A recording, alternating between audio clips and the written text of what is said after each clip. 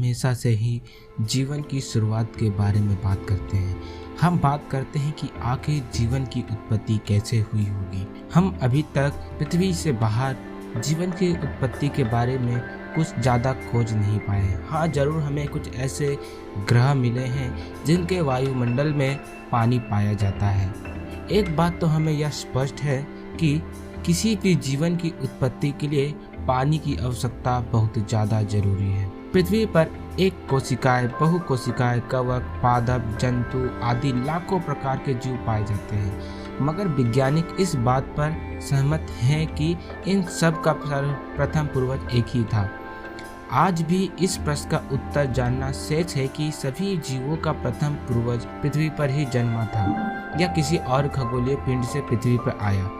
इस रहस्य का जवाब दे पाना थोड़ा मुश्किल सा कार्य है, क्योंकि हम कैसे पता लगाएं आखिर कोई जीव बाहर से कहां से आया होगा। प्रथम जीव उत्पत्ति में ईश्वर जैसी किसी शक्ति की कोई भूमिका रही या मात्र प्राकृतिक सहयोग, क्योंकि हम जानते हैं कि सभी जीव कार्बन के बने हुए हैं। तो आखिर ये सहयोग में ईश्वर की कितनी भागीदारी होगी, ये कोई नहीं बता सकता। प्रथम जीवन को समझने के लिए लगभग सभी धर्मों में विशिष्ट सृजन की बात कही गई है। इस मान्यता के अनुसार पृथ्वी पर पाए जाने वाले सभी जीव को ईश्वर ने ठीक वैसे ही बनाया है जैसे वे वर्तमान में पाए जाते हैं। मनुष्य को सबसे बाद में बनाया गया।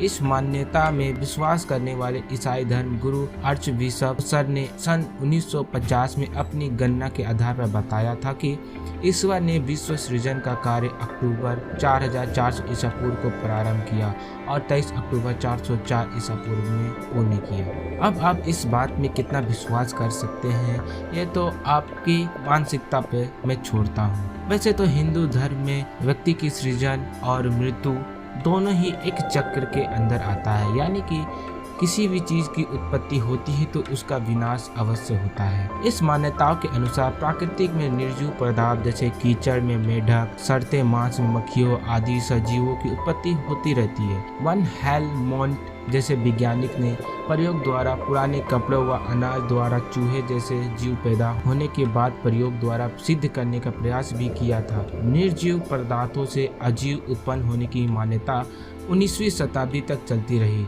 जब तक लुई पास्चर ने अपने प्रयोग के बल पर निर्विवाद रूप से इसका अंत नहीं कर दिया कि आज सभी यह जानते हैं कि कोई भी जीव पहले से उपस्थित अपने जैसे जीव से ही उत्पन्न हो सकता है। मगर यह प्रश्न अभी भी महत्वपूर्ण है कि सबसे पहला जीव कहाँ से आया। एक अध्ययन के अनुसार पृथ्वी पर जीवन की उत्पत्ति की शुरुआत तालाबों से हुई होगी। संभवतः महासागरों की अपेक्षा तालाब वातावरण जीवन की उत्पत्ति के लिए अधिक उपयुक्त रहा होगा।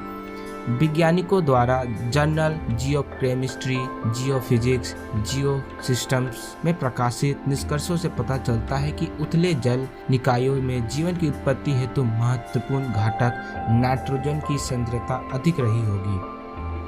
आखिर क्या है ये नाइट्रोजन फैक्टर?